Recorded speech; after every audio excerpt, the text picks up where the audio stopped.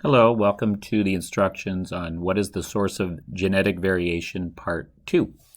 In the very first one, here's a quick review for what is variation. Just click on the button, it will start the video.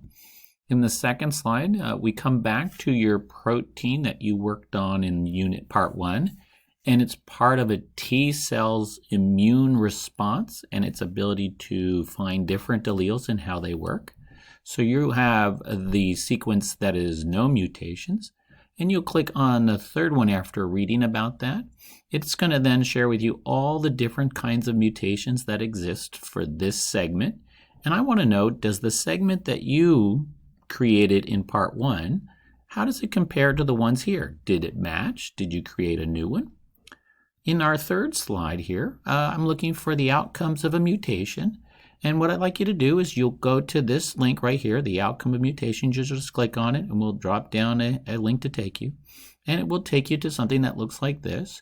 You can select any one of these outcomes.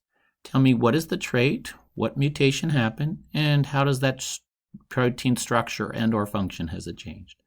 Finally, in the last slide, what I'd like you to do is how often do mutations happen? And the easiest way to do is you'll click here, watch this video.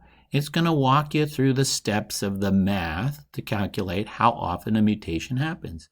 So all you have to do here is just watch the video, stop it, and fill in the numbers.